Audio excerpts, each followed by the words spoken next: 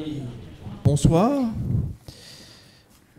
Je vous avais quitté il y a quelques semaines, pour certains d'entre vous, sur une note de tristesse. C'était ma dernière conférence de mon premier mandat, avec une incertitude sur l'avenir. Et me revoilà de retour. Et oui, je sens que quelques personnes sont attristées. Je vous rassure, ce n'est que pour 3 ans. Le président de la République m'ayant renouvelé sa confiance. Peu importe, vous allez dire. Non. Je vous gardez votre énergie parce que j'aimerais que vos applaudissements aillent à la Dream Team, de ce magnifique projet Calder Picasso, et à travers vos applaudissements, que vous commenciez à produire pour ma personne, et ben j'aimerais que vous les produisiez pour toute l'équipe de ce musée qui, depuis 5 ans, œuvre pour essayer d'avoir toujours un regard nouveau sur notre géant du XXe siècle. Donc, chers amis, faites du bruit.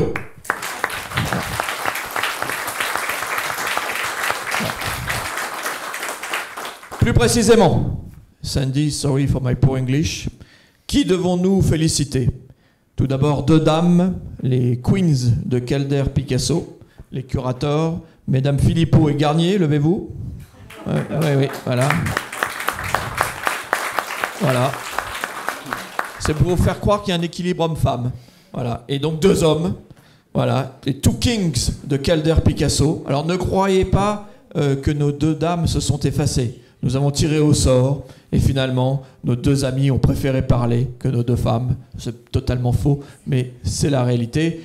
Tout d'abord, nous arrivons du continent américain après un European Tour qu'il a mené à travers de nombreuses villes. Il conclut son tour ici, à Paris, le président Rower.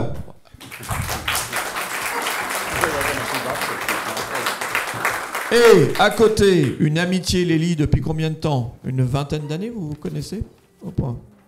25 ans? Hier. Bernard Ruiz Picasso.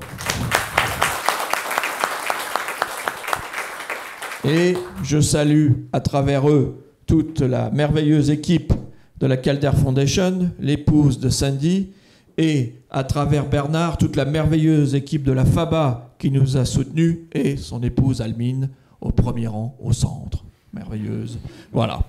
Chers amis, savez-vous que ce projet Calder Picasso est un projet que nous avons dû mener contre tous, que la presse a boycotté ou quasiment. Nous attendons toujours l'article du Monde et d'autres. Eh bien, la bonne nouvelle, c'est que c'est notre plus grand succès depuis 5 ans. Et donc, la preuve, c'est que tout simplement, quand une expo est bonne, elle rencontre son public. Donc, chers amis, merci. Voilà. Oui. Dans le cadre de mon 2e mandat, je fais des discours beaucoup plus brefs, 35 minutes, comme ça permet de... Alors, je vais vous bien sûr céder la parole. On a hâte de boire vos paroles pour rentrer au cœur du processus créatif. Et je vous remercie, vous, chers amis, d'avoir bravé les éléments. Alors d'habitude, c'est la pluie, pour celles et ceux qui sont venus à la dernière conférence. Vous vous souvenez peut-être, on n'en est toujours pas revenus. Bon, certains sont revenus vivants, on ne voyait pas 1,50 m.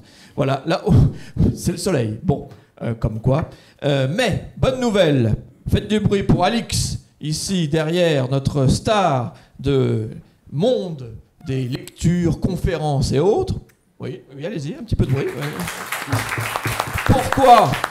Pourquoi faut-il la féliciter? C'est parce qu'elle vous a prévu du champagne.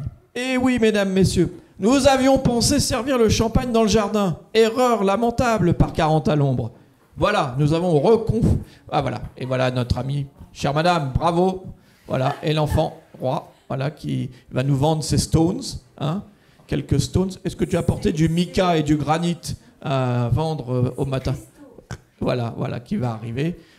Sandy expliquera tout à l'heure, hein, l'affaire des stones, qui ne sont pas rolling, mais bon, oui, il y a 3 personnes qui suivent. Donc oui, le champagne sera servi dans le hall. Donc ne partez pas trop vite, je vais surveiller, hein, pour celles et ceux qui partent discrètement. Donc le hall par où vous êtes rentrés. Voilà, j'ai été beaucoup trop long. La sono ne marche toujours pas mieux dans le cadre de ce deuxième mandat. J'ai bon espoir, quand je serai encore président du musée en 2038, que nous ayons la sonorisation adéquate. Non, je vous rassure, les mandats sont très très réduits dans notre beau pays. Et je vous laisse le floor, comme on dit, c'est ça? Voilà. Thank you so much.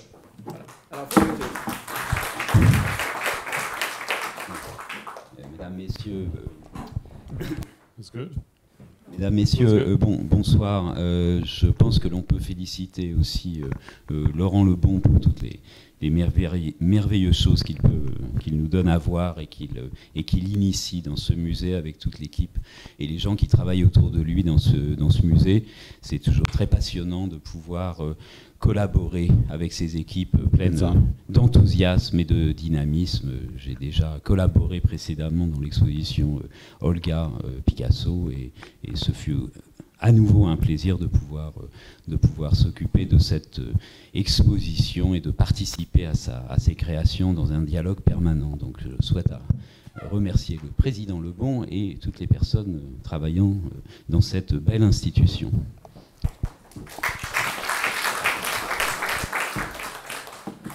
So I'll be speaking in English tonight. Bernardo will be speaking in French. What? French? Yeah, in 2 languages. And there are a few of you here that only speak English, I know. And I just want to give a summation of which Monsieur le Président Laurent Lebon said. It took a little while, but what he said was, welcome to everybody, thank you for the show, and there's champagne after. So that's good. So Bernard's going to start.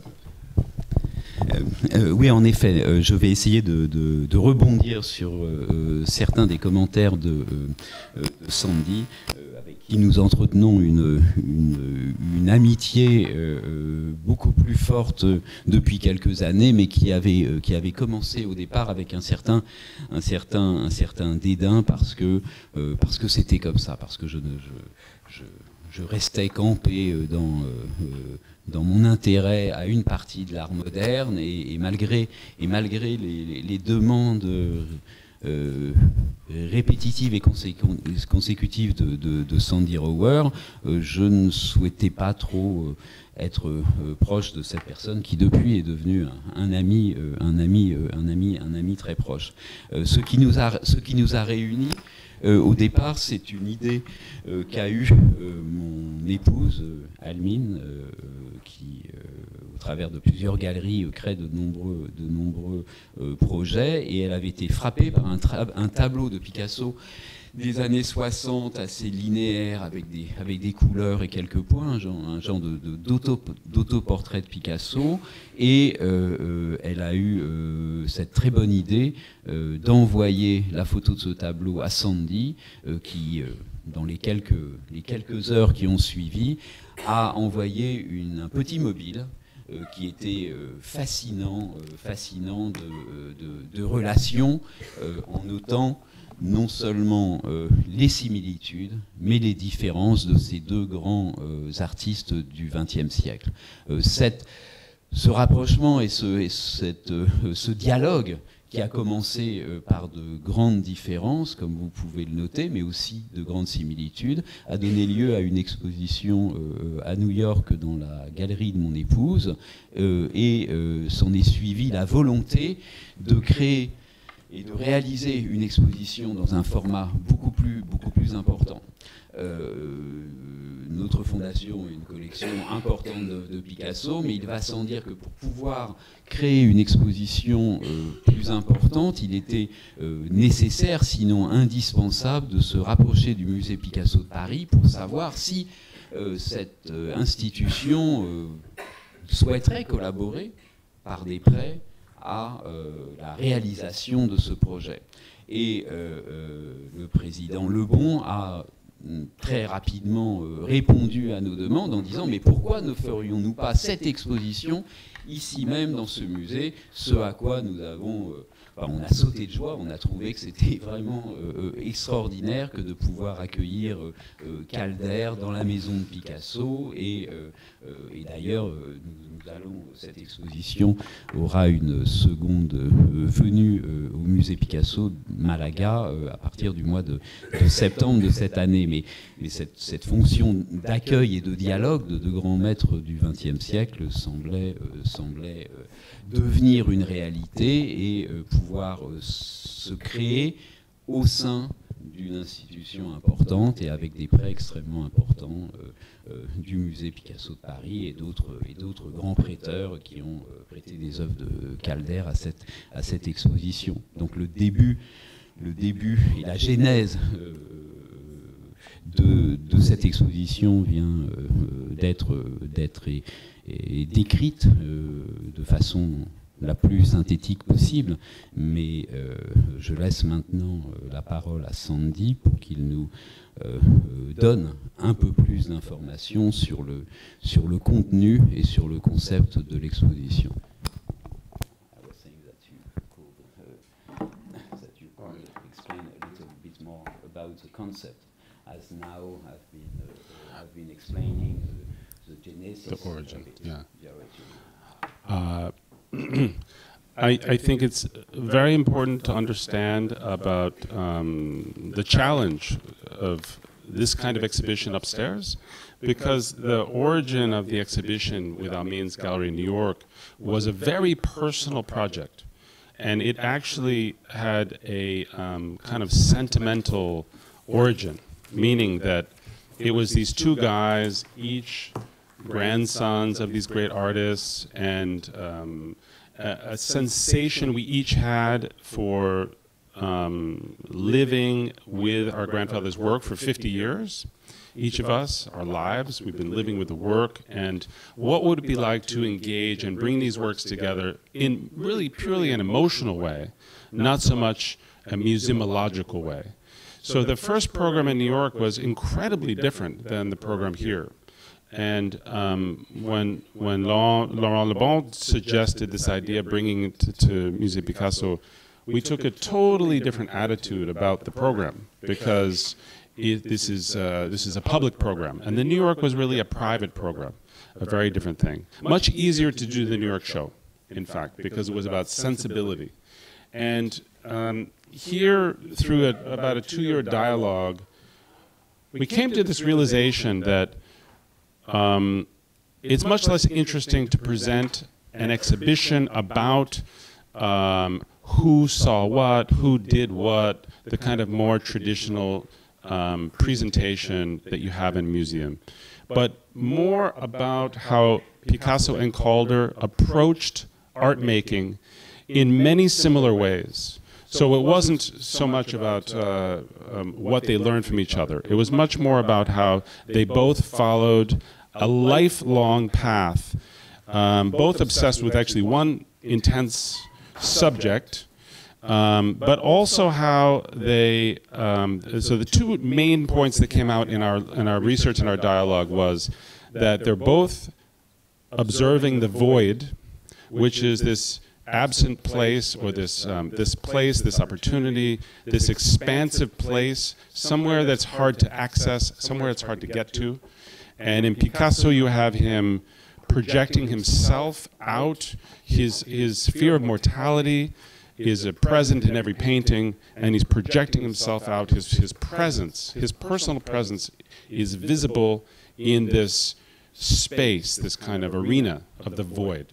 And in Calder's case, in my grandfather's case, he wasn't projecting his own emotional turmoil. He felt that life was complicated enough.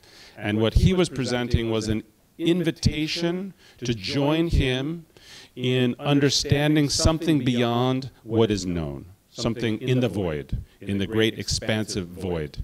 So it's two different, totally different approaches to questioning the space beyond the 3 dimensions.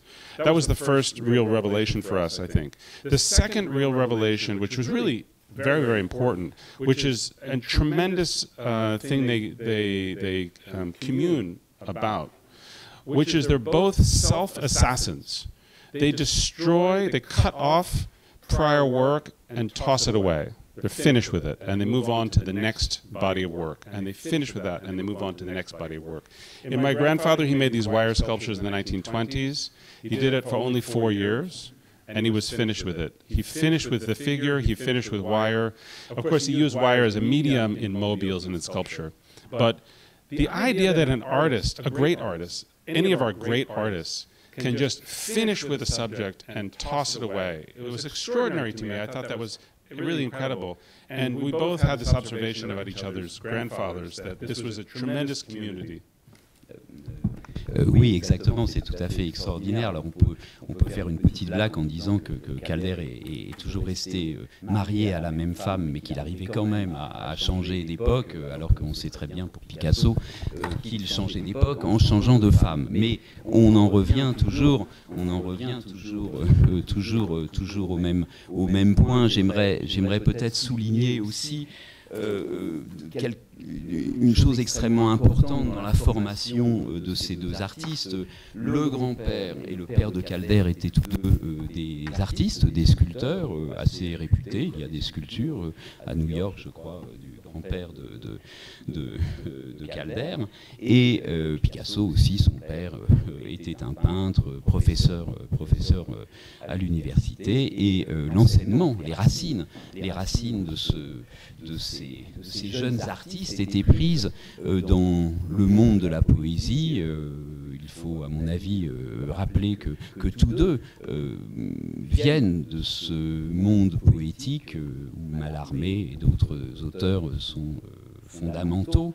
Et j'aimerais souligner ou même commenter un petit paragraphe qui, à mon avis, est extrêmement important dans la genèse et la volonté de Picasso à parler non seulement du vide, mais parler de l'âme humaine et de ce qui s'y trouve au plus profond, et en notant ce qu'a écrit Guillaume Apollinaire dans Le Poète assassiné, où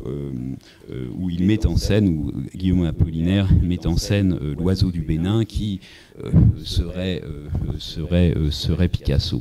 Et donc je cite le texte de Guillaume Apollinaire, il faut que je lui sculpte une profonde statue en rien, comme la poésie et comme la gloire. Bravo, bravo, dit Tristouze, en battant des mains, une statue en rien, en vide, c'est magnifique. Et donc, cette phrase sortie de ce grand texte correspond à la volonté de l'oiseau du Bénin de faire quelque chose à la mémoire du poète assassiné, du poète à qui on a retiré la vie. Et ça me paraît totalement à propos pour signifier la volonté des artistes tels que Picasso et Calder dans ce cas, mais aussi d'autres artistes qui ont voulu absolument transformer l'expérience émotionnelle que le public a en regardant des œuvres qui sont elles-mêmes aussi des œuvres exceptionnelles pour leur contenu. Donc on se trouve dans le centre ou dans l'œil du cyclone de cet art moderne et de cette volonté d'expérimentation de nos propres émotions en regardant et en partageant ensemble différentes émotions que provoquent ces œuvres. So, Do you want me to translate? I want you to translate it. No, I was just commenting about this roots who had Picasso and both Calder, which content the absolute desire of creating that interaction between us and the works they were doing, based on the principle of late 19th century intellectual and poetic development. Is anyone here not seen the exhibition? And a few of you have not seen the exhibition yet. Okay. So most of you know this dialogue in upstairs. Thank you, John, for being truthful that you didn't see the show yet. But this is a chance. Both it's an aesthetic installation. It's a wonderful moment. It's a dramatic moment in the exhibition.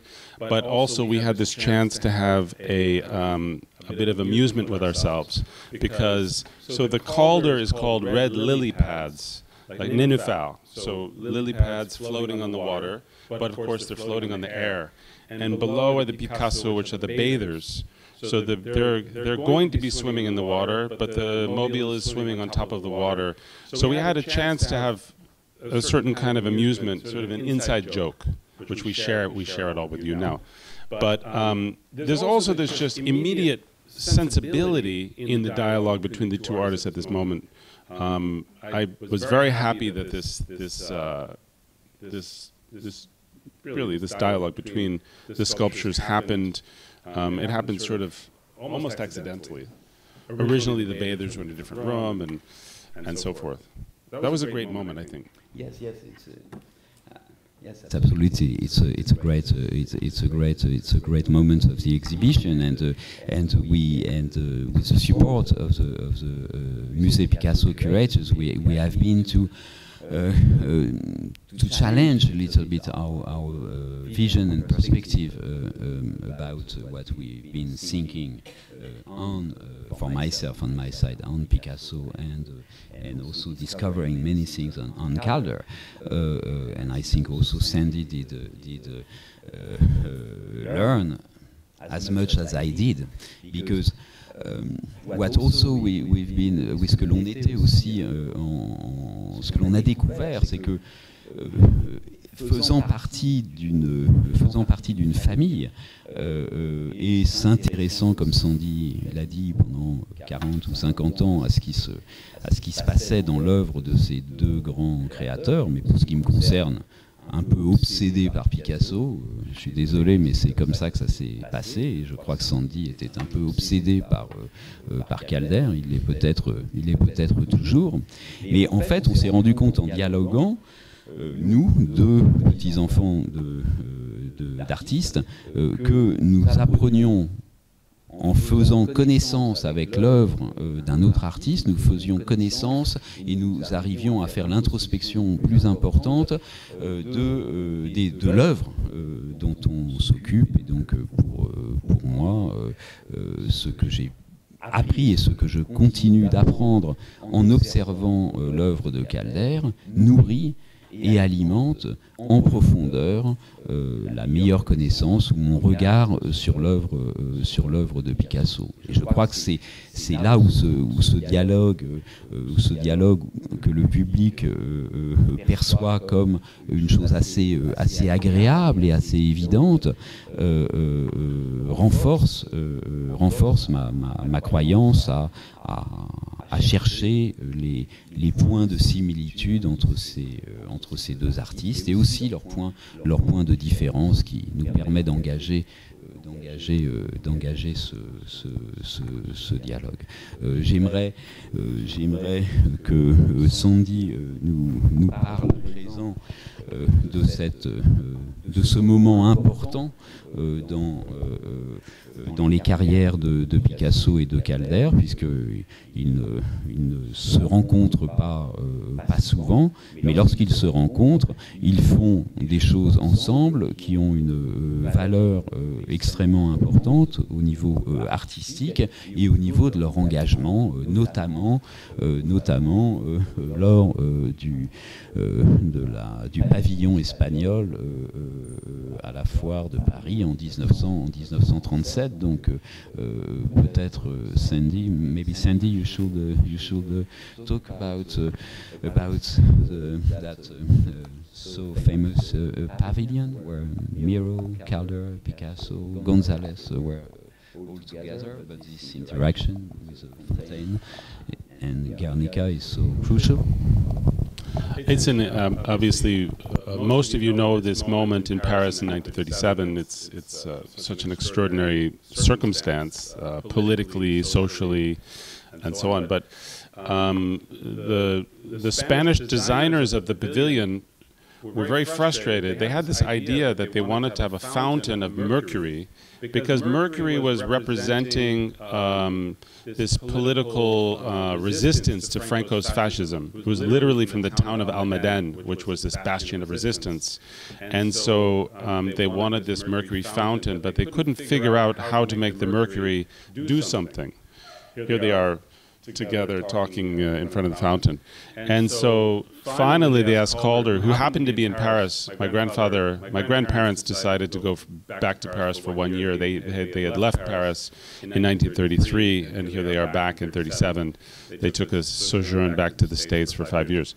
But they approached my grandfather and said, can you come up with an idea that could make this function, could make it both the system, the engineering of it, but also the beauty and the expectation of how mercury, it looks like water, we'll go back here one, it looks like water in the basin, but it's full of mercury. It's this liquid, you know, this quicksilver material. It must have been extraordinary to see that for the first time. You can all see the fountain now. It's at the Miro Foundation in Barcelona. My grandfather gave it as a gift when his good friend Miro opened the foundation. He made that as a gift to be there permanently. But it's a kind of a strange tale, this whole idea of Miro has a painting called The Reaper. It's this terrible imagery, you know, this violent imagery. Your grandfather makes his most famous painting, in fact. Certainly, and the anguish that's expressed, and then Calder doing some work that's political, that's overtly political, is a very unusual thing for him. He normally would step out of politics up until later, until the Vietnam War. Then he became very involved with politics. But he would normally step out of these kind of questions and these debates. They were personal matters. They were personal debates, and he wanted to share with the world his attitude of connecting us to positivity, positive energy, and literally a form of energy that would be now postulated as being in another dimension, really. So maybe through meditation, right? But his sculptures become very meditative as an approach. But so 1937, people have asked me, why is this moment not well represented in our exhibition? And in fact, it's represented a bit, right, and in the catalog. But Musée Picasso had just done a show about the pavilion a year before, just about a year ago? Yeah. And so they had shown the Mercury Fountain, they had shown all the issues of the pavilion. So we made a curatorial decision, all of us together, that we'd not deal with this subject inside our exhibition, to make space for more subjects. Yes, thank you, Sandy, for recalling a few aspects of that great moment. On peut noter aussi, bien sûr, ce pavillon espagnol est extrêmement connu, mais on peut dire aussi que ça n'est pas... il y a des raisons si ces grands artistes se retrouvent au pavillon espagnol, Miro, Calder, Picasso, González, il y en a quelques autres qui m'échappent, mais disons que ces artistes sont là parce qu'ils ont créé entre les années 1910 et 1930 une masse d'œuvres questionnant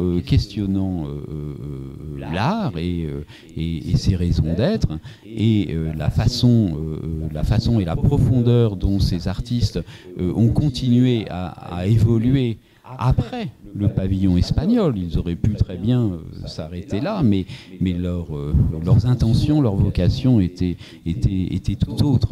Je voudrais, avant de passer à un des autres moments importants de cette exposition, d'ailleurs je souhaiterais rappeler que cette exposition est le plus chronologique possible et permet, malgré la différence d'âge entre Picasso et Calder, d'avoir une évolution chronologique tout au long de leur carrière qui mène à une si grande liberté, n'ont plus rien à prouver et où ils sont libres de leurs gestes et de leurs expressions sans aucune contrainte. I would like to introduce the other or the second chapter of the concept, and in particular in one room where beside or inside our wish to talk about the void, to talk about drawing in space. But before letting you talk about drawing in space, I would like just to mention and read a quote written by Françoise Gillot. Et donc je vais lire une petite note de Françoise Gillot concernant la ligne. Et donc Françoise Gillot dit: un jour, alors que Picasso peignait mes seins dans un de ses portraits, il m'a dit: si l'on s'occupe de ce qui est plein, c'est-à-dire l'objet en tant que forme positive, l'espace tout autour se réduit à presque rien. Sommes-nous plus intéressés par ce qui se passe à l'intérieur ou à l'extérieur d'une forme? Quand on regarde les pommes de Cézanne, on voit qu'il a peint merveilleusement le poids de l'espace sur cette forme circulaire. La forme elle-même est un volume creux sur lequel la pression extérieure est telle qu'elle produit l'apparence d'une pomme, même si celle-ci n'existe pas vraiment. C'est la poussée rythmique de l'espace sur la forme qui compte. Et donc, ce petit extrait sorti de son contexte a pour moi une valeur extrêmement importante, parce que ça situe exactement quelle était la pensée de ces artistes, et dans ce cas précis qu'il partage totalement avec Calder, qui lui, dans sa volonté du vide ou de dessiner dans l'espace et de créer une émotion avec le spectateur, dévoile cette volonté extrêmement importante. Donc ils parlent tous les deux de la même chose de façon différente, pour notre plus grand bonheur et notre plus grande joie. Donc Sandy, if you would talk about the line in space and the void again, to make that connection between those two artists and one of the reasons of this show. Yeah, I think it's a super important subject. But can we take 1 minute and just talk about this? Because it's when we had the tragedy of 1937 and the Spanish Pavilion, and then we had the optimism of UNESCO, where both Calder and Picasso were commissioned to make projects for UNESCO. I was just visiting, I've been many times, but I was visiting UNESCO this afternoon to look at the Calder and see the condition of the sculpture. And it's hard to imagine what it was in 1958 when the art came in, and it was really this center of optimism about the future. It was an extraordinary moment that people could come and have this kind of cultural exchange as a way to change the world. It wasn't as successful maybe as we had hoped, but so you have them both here in the magazine. Of course, it's a scandal because it cost too much and was too complicated and ugly and all those things. But that's just how it is. Now it's less of a scandal. So about drawing in space, it's funny. I don't know, about maybe 20 years ago, I said to our mutual friend Carmen Jimenez. Carmen Jimenez is a curator, and she has done many Calder projects and many Picasso projects, and sometimes Calder and Picasso was even together in one project with other artists. And she's a dear friend of both of ours and an extraordinary person, an extraordinary thinker. And when I said to her one day, you know that phrase, drawing in space, this idea of taking a line and making a three-dimensional volume or three-dimensional void in space was first used for Calder. She said, that's impossible. It can't be. it's a phrase for Picasso. And I said, well, it became a phrase for Picasso, but it was first used in the late 20s by two different journalists about Calder's wire sculpture. And we held this whole discussion. She couldn't believe it. So I sent her the articles just to show her what had happened. And the fascinating thing, again, is this subject matter of how are you capturing a space without actually capturing the space? That's the challenge to the artist. How do you create a place for art to occur that's not a real place? It's not a plastic table. But it's as real as the plastic table. So the artist is trying to push us into a place where we can experience something beyond our normal lives. And of course, all great artists do that. But the drawing in space, the creating of a quasi-physical volume is something that both our grandfathers did, you know, in extreme. So that's your introduction. Oui, c'est tout à fait fascinant aussi de noter que dans l'exposition, il y a de nombreuses œuvres bidimensionnelles, des tableaux et des dessins de Calder. Et bien entendu, on connaît parfaitement, assez bien, que Picasso s'exerçait à la sculpture pour trouver notamment des solutions à sa peinture, et que l'interaction entre les deux était permanente. Mais je me suis attardé de nombreuses années à regarder les dessins de Picasso. Et très jeune, on voit l'insistance qu'il a à vouloir créer un volume, et même dans ses œuvres de toute jeunesse. Et ce volume est non seulement révélateur d'une volonté de créer dans l'espace une émotion différente, mais aussi de nous permettre d'évoquer différents sujets relatifs à la pensée moderne et à tous les événements qu'il se passait au début du XXe siècle. Je crois que l'ancrage de Picasso et de Calder dans leur époque, dans leur moment, même si, comme Sandy en parlait, Calder était un petit peu plus éloigné de la politique, je crois que néanmoins ses œuvres ont démontré et démontrent encore à quel point il était présent et dans le moment présent. Sandy m'a raconté une fois une chose assez extraordinaire concernant son grand-père et la façon dont une de ses premières œuvres d'enfance, je ne me souviens plus à quel âge, mais il a pris une feuille de métal et il a découpé cette feuille de métal et il a plié cette feuille de métal, et cette feuille de métal s'est transformée, une fois pliée, en oiseau, en partant d'une forme géométrique extrêmement abstraite. How old was Calder when he folds that metal sheet, one of his first work? Oui, 7 ans. Il avait à peu près 7 ans.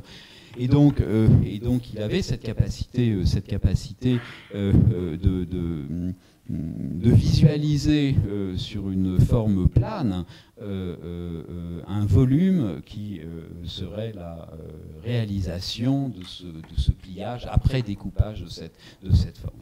Et chez Picasso, on a exactement ces mêmes choses. Alors, je ne cherche pas du tout à dire qu'ils sont identiques, loin de là, et c'était même le propos de l'exposition.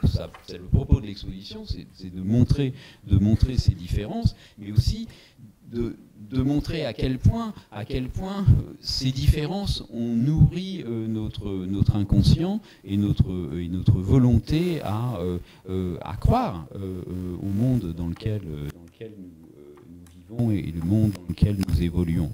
Donc ces différences sont fondamentales pour l'histoire de l'art du XXe siècle, et maintenant au XXIe siècle, on se rend compte à quel point l'univers de Calder et l'univers de Picasso est important, car il s'additionne à tous les autres, dirais-je, je ne voudrais pas dire mouvements, parce que ni aussi Calder et Picasso n'ont jamais appartenu à un quelconque mouvement. Hein. Ce sont deux anarchistes totalement engagés et qui avaient à foutre de beaucoup de choses, mais aussi ils n'avaient rien à foutre de beaucoup d'autres choses. Et je crois que c'est important de le souligner. Je vois bien dans les photos de Sandy aussi l'univers mental de ces artistes qui tous deux avaient besoin de toutes ces présences, de tous ces éléments pour pouvoir continuer leur création. So Sandy, do you want to talk about the studio and the way they conceived their art? Yeah, let's see what's happening with these pictures. This is an image of my grandfather's desk in his studio in Connecticut, which was his main studio, his longest studio. And there's a photograph of a drawing by Picasso, which he's put there. He made. It's not framed, it's on a piece of cardboard. We don't know anything about where the photograph comes from. We know the drawing. The drawing is owned by the Beiler Foundation in Basel, in Switzerland. We found the drawing, but it was never Calder's drawing, but somehow that image was important to Calder. It's very volumetric. It's a capturing of the void kind of an image with these lines. It's drawing in space. It's all of these issues. And for Calder, it was an interesting thing. The next picture, this is, you can see here, this is actually his address book. It's these cans with people's cards and addresses, and he kept everybody's addresses. But here, right here, is a little catalog for the show at Kurt Valentin of Master Drawings, and on the cover is a Picasso drawing that's right next to Calder. So we did do a lot of research and pulling these strings together as part of the process. It wasn't just an emotional process. But later, this is the drawing on the cover of the catalog, and later Calder buys the drawing. So this is in Calder's collection, these bathers. So it's nice to know that. We also know that Picasso didn't have a Calder. Oh, sorry, this is Calder's other Picasso, this painting. And I suggest that the lines, especially the green lines and the yellow passages, are a kind of demonstration of this energy being emitted from these objects. Normally the energy is invisible. And Calder uses his sculptures to try and delineate the energy, and he sees in this Picasso painting the delineation of energy. So I think he was fascinated, and he bought this painting. Here's the studio. Yes, because it's a Calder painting, in fact. Yeah. It could be a Calder painting, or it is a Calder painting. So you wanted this picture of the studio. Here. So this is one of Picasso's many studios, just a view of the studio to give a sensation. Both of these artists are filling up their studio with art, and both of them work so, Calder made 6,000 sculptures in his lifetime, and Picasso made about the same paintings, something like that.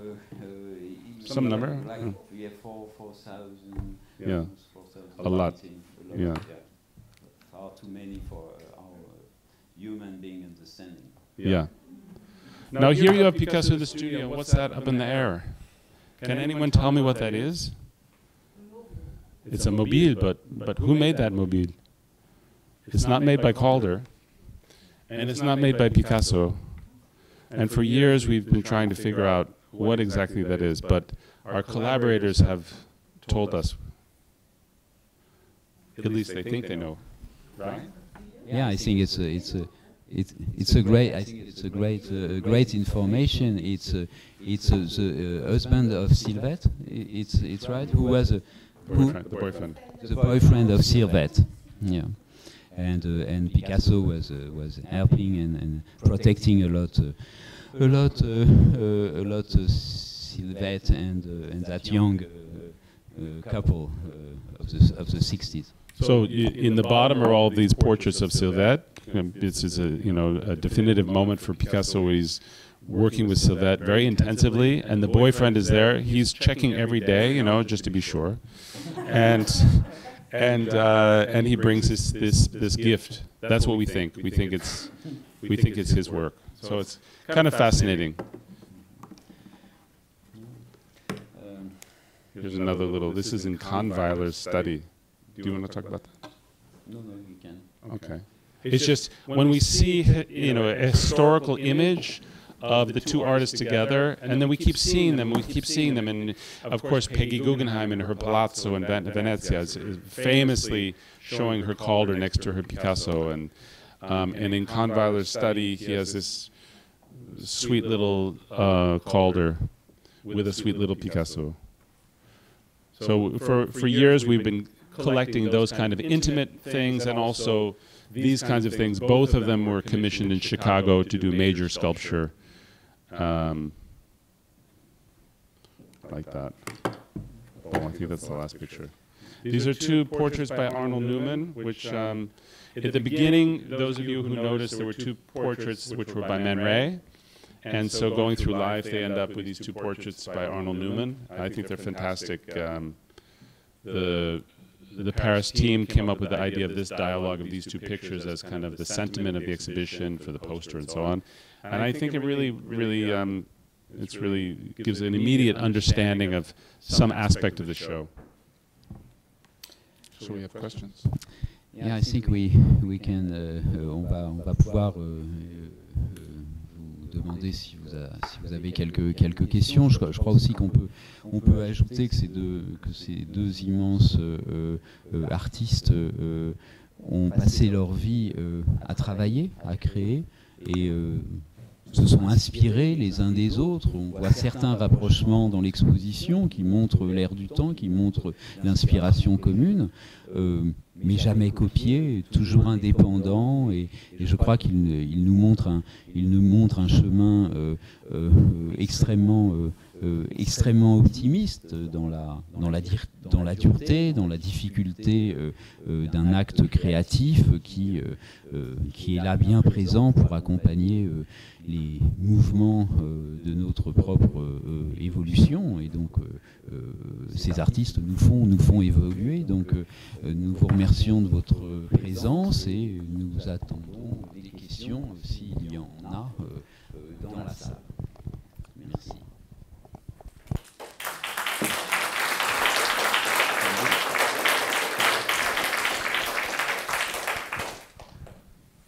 We'll be happy to answer a few questions, if there are any.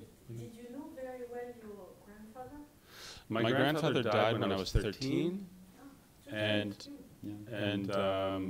I was with him very often. My family is very, very small. The Calders had 2 daughters, and their 4 grandchildren, and we're very close still today. So I knew my grandfather very well and spent a lot of time with him in the studio.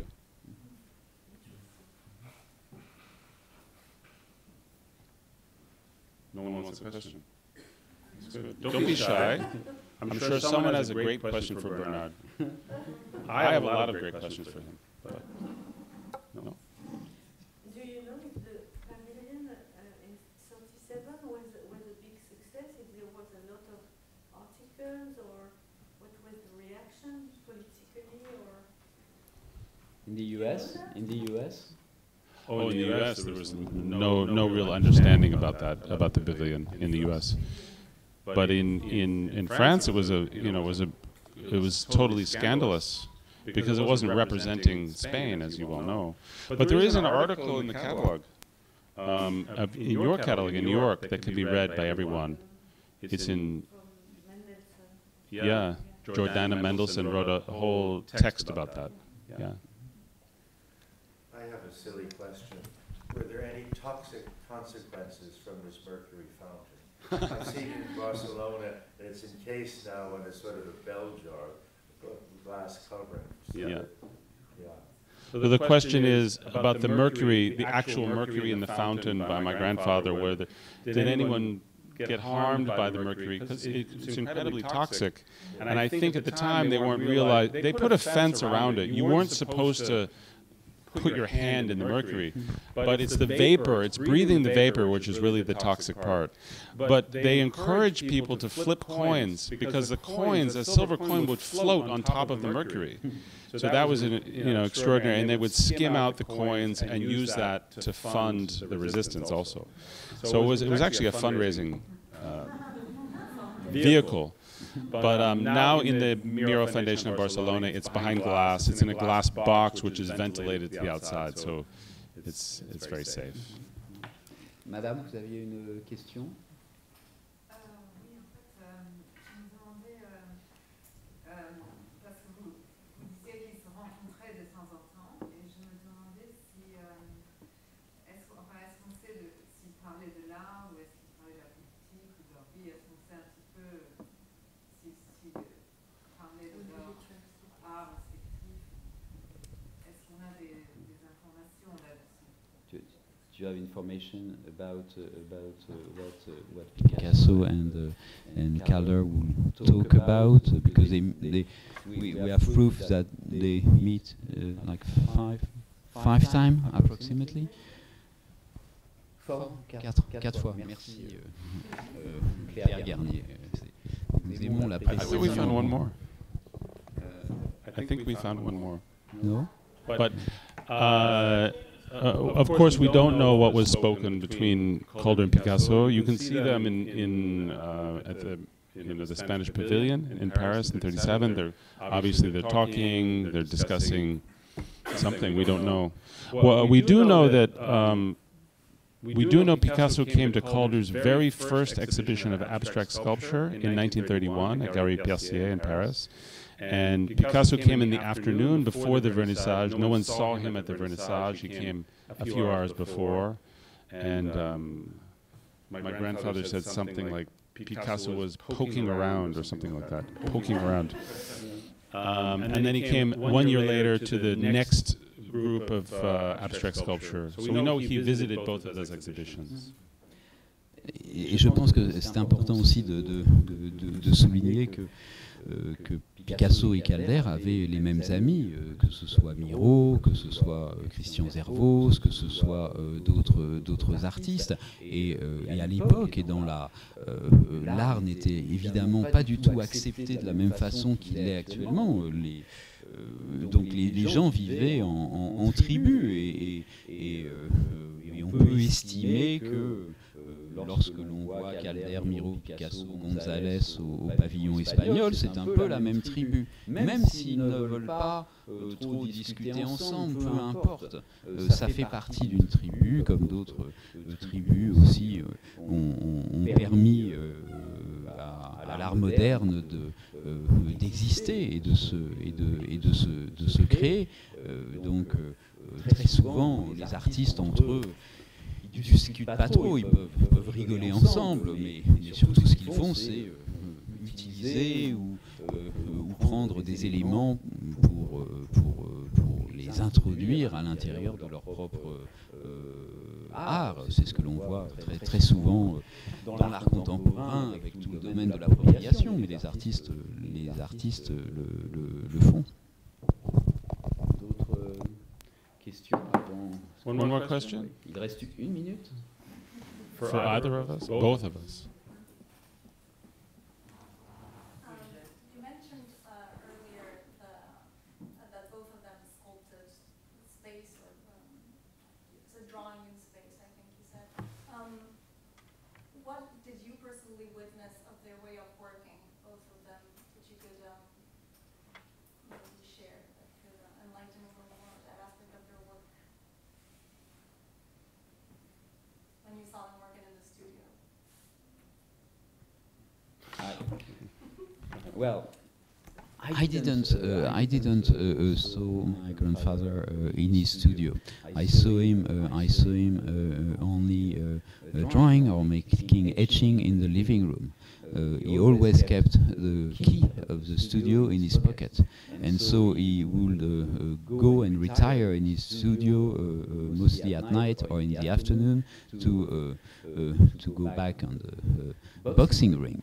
And so a few of his friends and wives went into the studio, but I was not. So maybe you saw your grandpa drawings.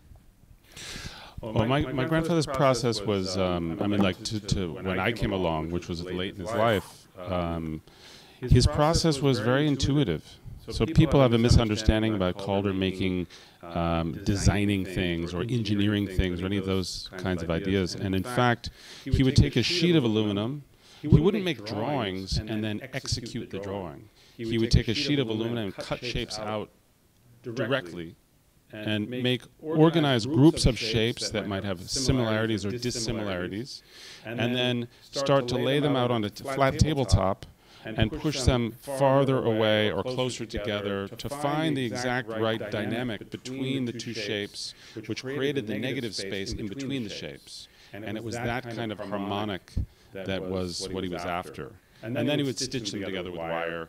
And his process of the physical stitching of the wire and so on, was a process he evolved over many decades. So he used different techniques at different times in his career, which is very evident in his work. You can see what he's doing in 1936 is different than 1942. It's different than 56 and so on. But it was amazing for me as a kid to see him.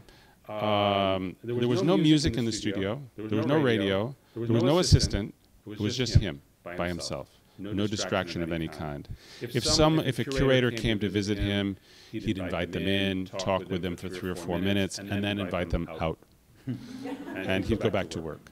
And with us grandchildren, we were allowed to work. As long as we were working in the studio, we were allowed to remain. If we were doing something other than working, then we were invited to leave. The idea that Calder was always laughing and joking is totally absurd, of course. That's not how he was in real life. He was a very serious person. He was a very intellectual person, a very well-read person. And yet this kind of channeling of sources comes from, to watch him work was a very meditative process. So totally following an intuition, which wasn't, as I said before, it wasn't so much based on his own personal experience as more a collective kind of consciousness.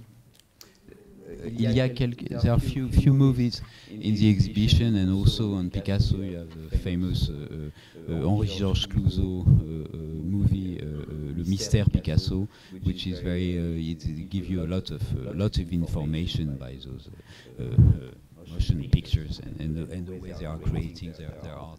I think I saw someone else was wishing to ask a question. Je voulais demander une chose, peut-être je n'ai pas vu l'expo, donc peut-être une comparaison entre la dimension du cirque avec le Calder et ce qu'il a fait autour du cirque Picasso, qu'il y a des liaisons peut-être très intéressantes. That was another curatorial, very specific decision to not address that subject for 2 reasons. One, because that could be its own exhibition, right? And 2, because it's impossible to take Calder's circus from the Whitney Museum in New York. It cannot travel. It traveled once to Paris, and now it's back and will never travel again. And in order to borrow the Cirque images of Picasso is very challenging. And so we just decided we'll put the Spanish Pavilion and the circus to the side. And that was part of the. But it's a very, very important subject and a very important dialogue. No, they belongs to the circus and saltimbanque and beauty and the tragedy of it.